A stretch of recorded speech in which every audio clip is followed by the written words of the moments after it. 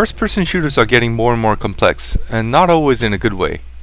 I blame Half-Life, and mind you, I love Half-Life and Half-Life 2. Before Half-Life, first-person shooters were pretty straightforward. Baddies attack, you shoot them before they tear your head off. But ever since Half-Life, consumers demanded more and more in shooters, and some of them were necessary and benefit the genre a great deal, like physics, but others really were not. Objects you can pick up for no apparent reason except to throw them at people, doors that open, and if you can't open them, there better be a damn good reason why you can't. Or bushes and fences that you can jump over, and damned if there's an invisible barrier and you can't. Televisions and radios that turn on, cutscenes after cutscenes after cutscenes, useless puzzles and tedious minigames, fire that spreads dynamically, water that ripples realistically, and takes you back to the good old days when you were a wee boy and used to wade around in the ocean water and splash about and feel that gentle sway of the waves against your chicken legs.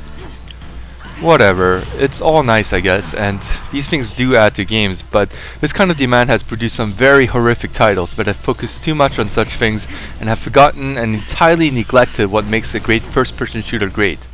The fucking shooting!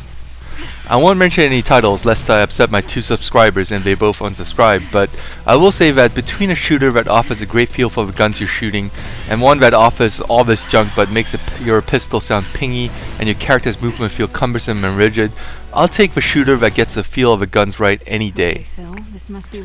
Dreamkiller is an ode to the great games of yesteryears, to the days of Doom 2 and Serious Sam and Painkiller. Games that were void of bullshit and were all about monsters coming at you in hordes and you mowing them down. That kind of game I can embrace and lick its smelly balls. I'm down with that. 2 things that are noteworthy about the developers mindware Studios. 1, they were developers of Painkiller Overdose, which, according to a friend of mine, is pretty horrible. 2, they also developed a little known game called Cold War, a shooter that relies heavily on stealth mechanics and MacGyver-like mechanics which allows you to create makeshift weapons and tools to use. Basically, they developed 2 games on totally different ends of a just shoot or give players all the bullshit shooter spectrum. And seemingly, though I've never played either of the games, both games suck ass. So that's cause for great concern. But rest assured, Dreamkiller is a solid shoot 'em up. You take the role of Alice Drake, a hot lesbian psychologist who has the ability to enter a patient's minds. Yep, great stuff. Okay, not really, but the hot lesbian part is pretty awesome. Even if you don't get to see her in game just cause she's hot and she gives you that warm tingly sensation in your nether region. But the story is laughably bad, but who cares? I've heard too many people complaining about a first-person shooter story being bad, and I'm sick of it and I'm not going to take it anymore. I don't care if a story's bad, it's serviceable and gives you a reason to shoot. That's enough, damn it. Anyway, you enter people's minds and kill the very things that make them loony. And once you kill them, they're all better. Very nice. The gameplay is very simple. You enter a room, monsters spawn inside the room, you shoot them down, and you move to the next room. And repeat. It's the laziest of level design, and the funny thing is that I've panned other games for having this kind of gameplay, but there's a fundamental difference between Dreamkiller and other games with this kind of game mechanic. I'll use an analogy to describe it. Imagine going on a roller coaster. It creeps up slowly to that insanely high peak, and you're all giddy with excitement and nervous as hell with anticipation of that queasy stomach-churning feeling you know is going to hit you as soon as the bottom seemingly falls from under you. And you climb over that peak and are just about to drop. You feel that sense of weightlessness, that sensation of your body floating in the air and the restraints barely pulling you down and keeping you from a horrible death. And then it inexplicably grinds to a halt. That's how I feel about all other games that have this kind of game mechanic. Just when it's starting to get exciting, the action stops and you move on to the next room. Dreamkiller takes you on the full ride, and it'll send you monsters in droves after droves after droves, and this within the confines of a room, so the action gets pretty damn hectic. And just when you're about to throw up, it stops and gives you a break. And when you've sufficiently swallowed back all the acid into your stomach, it sends you around for another spin.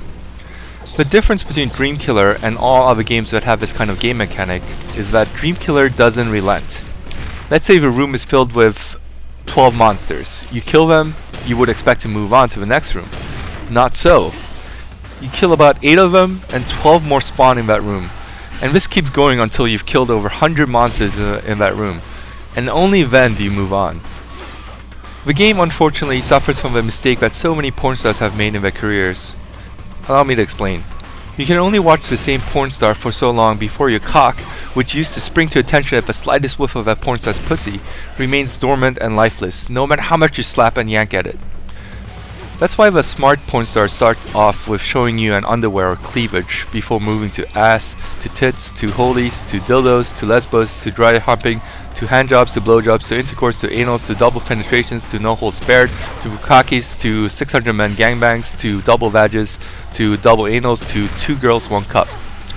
That way, you won't tire of them too quickly and they'll be gainfully employed all the way to their guilt years. Smart games do this too. They start you off with weak-ass weapons and throw weak-ass monsters at you, leaving you longing for something better and continuing playing until you get the BFG 2000 with which you can finally kill that damn cyber demon. And this is another difference between Dreamkiller and most games. It starts you off with a double vag. The very first weapon you get is a fucking minigun with a rocket launcher attached. And I know this is the same weapon combination featured in Painkiller, but damn it, even Painkiller didn't give you it from the very get-go. And this pretty much is on par with the spirit of the game. It's all about big fucking guns causing mayhem. It's pretty fucking nice. And it makes me swear a lot. All these cuss words start flying out when I'm playing the game, like gosh dang it and hot diggity. There's just something beautiful about strafing and circle strafing and bunny hopping, all the while blowing up everything in your sight. The game is fast-paced, relentless, disorienting, hardcore, visceral, thrilling, in-your-face, and 100% bullshit-free.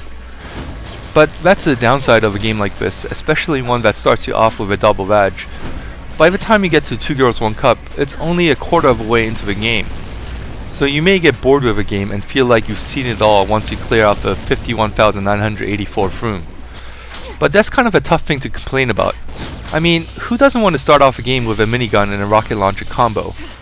The game does its best to keep things interesting and engaging throughout. For one thing, the size and shape of the rooms vary, and that has a significant impact on gameplay. You can't circle around a group of enemies and lure them into the middle to rocket spam them to death in a narrow corridor. And some of the level designs are wonderfully imaginative, while others are somewhat bland.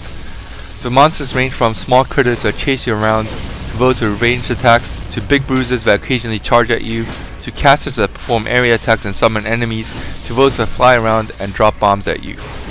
And occasionally, the means of clearing a room will differ, meaning sometimes you're tasked to destroy certain items or sub-boss all the while being attacked by the usual droves before being able to move on.